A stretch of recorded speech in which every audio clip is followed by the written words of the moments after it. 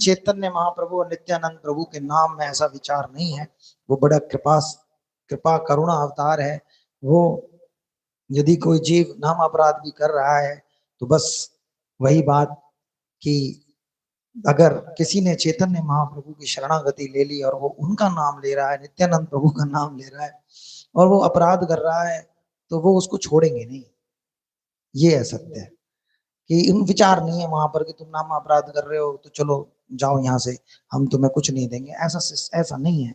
चैतन्य महाप्रभु की शरण ले ली और यदि जीव नाम अपराध भी करेगा तो कोई बात नहीं, ठोक पीट के वो ले जाएंगे। ये बात है, छोड़ेंगे नहीं। अगर आप बिना महाप्रभु जी के, बिना नित्यानंद प्रभु की कृपा के, बिना चैतन्य महाप्रभु की कृपा के यदि कृष्ण नाम ले रहे हो, कीर्तन कर रहे हो और अपराध पे अपराध भी कर रहे हो, तो छोड़ देंगे वो कि कोई बात नहीं भाई, जब तुम ठीक हो जाओ तो आ जाना। लेकिन चैतन्य महाप्रभु का नाम यदि ले रहे हो साथ में, तो वहां कोई विचार नहीं है कि आप नाम अपराध कर रहे हो नहीं कर रहे हो, वो छोड़ देनी है। वो तो फिर हंटर चलेगा उनका, डंडा चलेगा उनका, जीव को ले ही जाएंगे। तो अपराध कर रहा है तो कोई बात नहीं, हम तुझे लेके जाएंगे। वो एक बार पकड़ के फिर छोड़ते तो है नहीं, चाहे कैसे भी उनको ले, जन्म जन्म नहीं छोड़ते वो। तो बस यही बात है कि अगर आपने चैतन्य महाप्रभु और नित्यानंद प्रभु जो करुणा अवतार हैं, जो कलयुग में उत्पन्न हुए हैं, वो जीवों का केवल उद्धार करने के लिए ही उत्पन्न हुए हैं। वहां मारण का तो है ही नहीं, तारण ही तारण करना है उनको। इसलिए उनका, उनके नाम के साथ जब कोई कृष्ण भक्ति करता है, जो उनकी भक्ति के साथ जब कृष्ण भक्ति होती है, तो जीव चाहे अपराध भी करता रहे तो भी उसको छोड़ा नहीं जाएगा, उसे ले जाया ही जाएगा। चाहे उसे कितना भी कष्ट हो, फिर वो चाहे मार पुकार जो कुछ भी हो, वो निकाल के ले ही जाएंगे। यही उनकी करुणा है, यही वो गुरु तत्व की करुणा है। महा चैतन्य महाप्रभु इतने दयावान है कि वो पकड़ते हैं तो छोड़ते नहीं है। हाँ, समय लग सकता है, कम या ज्यादा, आगे या पीछे, बस इस बात का अंतर आएगा। लेकिन ये नहीं होगा कि महाप्रभु जी छोड़ दें, महाप्रभु जी नहीं छोड़ने वाले। जो चैतन्य महाप्रभु का नाम लेगा, जो चैतन्य महाप्रभु जी की शरण लेगा, वो अपराध करने के बावजूद भी बच नहीं सकता। पीछे आगे हो सकते हैं, समय ज्यादा लग सकता है, लेकिन वो जैसे भी कर कर निकाल कर ले जाएंगे माया जाल में से। अगर केवल कृष्ण की नाम लोगे, कृष्ण भक्ति करोगे, तो 10 नामा अपराध को संभालने का जो कुछ भी जिम्मेदारी है आपकी है। क्योंकि नाम जप भी वैदिक क्रिया ही है, वो रागानुगा नहीं है। रागानुगा में ही भगवान पूर्ण रूप से संभालते हैं। उससे पहले वैदिक भक्ति में भी भगवान इंतजार करते हैं कि जीव समर्पण इतना करे कि वो रागानुगा के लायक हो जाए। रागानुगा का मतलब है कि अब भगवान के साथ एक राग, एक एक प्रेम, एक लगाव, स्नेह का संबंध होना प्रारंभ हो गया, स्नेह का संबंध बन गया। वो रागानुगा की शुरुआत होती है। उससे पहले जितना भी हम शुष्क भजन करते हैं वो सब वैदिक में आता है। नाम जप भी वैदिक ही है, वैदिक भजन है। जो हमने 5 भजन बताए हैं, साधु संगी, नाम कीर्तन, भागवत श्रवण, मथुरा वासे, शिव मूर्ति श्रद्धाए सेवन, ये भी वैदिक है। ये वैदिक की 5 क्रियाएं हैं, ये भी रागानुगा नहीं है अभी। ये वैदिक की और बहुत सारी क्रियाओं में से 5 मुख्य हैं। सकल साधन श्रेष्ठ यही पंचांग, कृष्ण प्रेम जन्मे यही पंचेर अल्प संग, ये भी वैदिक ही है अभी। रागानुगा बहुत अद्भुत है। रागानुगा में कहने सुनने को ज्यादा बचता नहीं है फिर कुछ भी।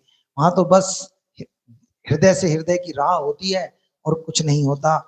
जैसे अपना परिवार है, अपने बच्चे हैं, हम उनसे जैसे प्रेम करते हैं, एक पति पत्नी, पत्नी पति एक दूसरे को प्रेम करते हैं, लगाव रखते हैं, आसक्ति करते हैं, अटैचमेंट हो जाती है। उसमें जैसे कोई भी नियम कानून नहीं है कि ऐसे ही हम प्रेम करेंगे वैसे ही हमारा प्रेम होगा। वो सहज एक राग उत्पन्न होता है। वही सहज राग जब प्रभु के प्रति उत्पन्न होता है, फिर सारे नियम समाप्त हो जाते हैं कि कौन से नियम हमारे को क्या करेंगे। लेकिन वो तभी संभव है जब हमारा हृदय पवित्र हो जाए, विशुद्ध हो जाए, हम उस रागानुगा भक्ति के लायक हो जाएं। क्योंकि हमारा लक्ष्य है कि हम रागानुगा भक्ति से ही भगवान की ओर जाएंगे। क्योंकि रागानुगा भक्ति से ही भाव की प्राप्ति संभव है, प्रेम की प्राप्ति संभव है। वैदिक से तो मुक्ति ही मिलकर रह जाएगी। तो हमने वैदिक का, जो चैतन्य महाप्रभु ने 5 अंग कहे हैं वैदिक में, उनको पकड़ा। साधु संगे नाम कीर्तन भागवत श्रवण, मथुरावास श्री मूर्ति श्रद्धाए सेवन, सकल साधन श्रेष्ठ यही पंच अंग, सक कृष्ण प्रेम जन्मे यही पंचेर अल्प संग। ऐसा महाप्रभु जी की आज्ञा है। महाप्रभु जी आगे इसी ग्रंथ में यह आज्ञा देंगे कि क्या 5 अंग आपको करने चाहिए। इसलिए हम लोग उसी को पकड़कर चल रहे हैं, जिससे कि ज्यादा वैदिक में ना फंसे। बाकी जितनी भी क्रिया हैं, जप जप की गिनती पूरी करना और व्रत आदि रखना, जो कुछ भी उपवास आदि जो कुछ भी क्रियाएं हैं, कार्तिक मास में स्नान, ये सब वैदिक क्रियाएं हैं, कर लो अगर इच्छा है। लेकिन अगर ज्यादा फंसोगे तो रागानुगा तक पहुंच प्रवेश करने में उतनी ही मुश्किल आएगी, क्योंकि अहंकार एक बार किसी चीज को पकड़ता है तो बहुत मुश्किल से छोड़ता है। जब भाव भक्ति आती है ना, तो साधना भक्ति उसमें रोड़े अटकाती है। इतन यहाँ तक बात आती है, क्योंकि हम किसी ना किसी नियम में फंसे होते हैं और मन नियम बंद खत्म समाप्त हो जाते हैं, और फिर वो मन अंदर से कहता है कि तूने ये नियम नहीं किया। भाव भक्ति में नियम होता ही नहीं है, वो तो सहज क्रिया है। जब जीव एक सहज क्रिया में पहुंचता है, सहज स्थिति में पहुंचता है, बहता है जब वो, तो उसको ऐसा जब तक अनुभव होता रहेगा कि मेरा ये रह गया, मेरा वो रह गया, मैं ऐसे वैसे, तो वो भाव भक्ति में प्रवेश नहीं कर पाएगा। वो उसकी जब उसके सीमा पर पहुंचता है, साधना की सीमा पर पहुंचता है और भाव भक्ति में प्रवेश होने वाला था, उससे पहले उसकी स्थितियां बदलनी शुरू होती हैं, और फिर उसको साधना का जो अपना एक उसने पकड़ लिया है एक साधना को, उसमें वो खोता है कि ये मैंने नहीं किया, वो तो वो उसको फंसाती है उस वक्त। अभी करना है, अगर अभी नहीं हो रहा तो दुखी होना है कि क्यों नहीं हुआ, होना चाहिए, प्रार्थना करनी है कम से कम। दुखी ना हुई हो, प्रार्थना करो प्रभु से कि हे हरि कृपा करो, गुरु की बताई हुई साधना नहीं हो रही, अगर साधना नहीं होगी तो मेरी शुद्धि नहीं होगी, मैं कैसे पहुंचूंगा। लेकिन एक समय आने के बाद वो स्थितियां आती हैं जब सब कुछ सहज हो जाता है। जब देखो, सारी साधना का एक ही फल है कि मन प्रभु के श्री चरणों में लगने लगे, बस निरंतर लग जाए, यही है साधना का फल। स्मरणम, निरंतर मन भगवान में लगा रहे, जिसे ध्यान की क्रिया भी कहते हैं। हम आंख खुली है चाहे बंद, ध्यान बना ही रहना चाहिए। ये है सारी साधनाओं का फल, क्योंकि जब मन लगा रहता है तो मन में सिर्फ प्रभु होते हैं और कुछ बचता ही नहीं, और यही हमें करना है, यही भक्ति है। तो ये जब क्रिया बनती है तो एक सहज स्थिति आती है कि बस लगा हुआ है, कुछ करना है ही नहीं, क्या माला उठाऊं, क्या करूं, कैसे करूं। फिर भी औपचारिकता के रूप में या लोक रंजन के लिए साधुओं ने मालाएं उठाई हैं कि ठीक है मैं उठा के रखूंगा तो लोग और भी कर लेंगे, यथा संभव है। लेकिन वहां होता नहीं है, वहां कर नहीं पाते, वहां स्थिति बदल जाती है, क्योंकि सहज क्रिया चालू हो जाती है। जब सांस की माला शुरू हो जाती है तो हाथ की माला फिर चलती नहीं है। सांसों की माला में जब प्रभु का नाम शुरू हो जाता है, निरंतर निरंतर बना रहता है, निरंतर ध्यान नहीं टूटता, ये भाव भक्ति के आनंद के लक्षण है। एक एक शरीर का अंग ऐसे खिल जाता है, पूरा पूरा एक एक अंग में ऐसी ऐसी अनुभूतियां होती हैं सुंदर। वो भाव भक्ति की स्थिति, उसका आनंद, उसका रस अलग ही है। तो वो वहां पहुंचकर साधना सब रुक जाती है, केवल एक भाव बने रहते हैं, निरंतर अश्रु, निरंतर मन प्रभु में, निरंतर चिंतन की स्थिति बस लगी रहती है। प्रभु की सेवा का भाव बना रहता है कि कैसे भी मैं बस भगवान की सेवा में लगा रहूं, कैसे भी उनकी सेवा करते रहें, कुछ भी करके उनकी सेवा ना रुक जाए। ये सब भाव उत्पन्न होते हैं उस स्थिति में। तो कह रहे हैं कि देखो, चैतन्य महाप्रभु का नाम कौन लेगा, जो उनकी शरण लेगा। वो कह रहे हैं कृष्णदास कविराज जी, देखो तुम कृष्ण नाम संकीर्तन करो, नाम जपो, यदि तुमसे अपराध होए तो तुम बच नहीं पाओगे, फिर तुम गिरोगे और गिरोगे। अगर तुमने चैतन्य महाप्रभु का नाम साथ में लिया, अर्थात उनकी शरणागति ले ली निताई गौर की, तो वो संभाल के निकाल के ले जाएंगे। यही बस इस बात का मर्म है कि जो नाम लेता है चैतन्य महाप्रभु नित्यानंद प्रभु का, उसके को वो प्रेम देते हैं और अशुद्धार होती है। हृदय का तो पवित्र होना ही है, हृदय तो पवित्र होगा ही, हृदय पवित्र हुए बिना तो कोई कुछ नहीं प्राप्त होगा। हृदय पवित्र करने के लिए चैतन्य महाप्रभु और नित्यानंद प्रभु जीवों को छोड़ते नहीं।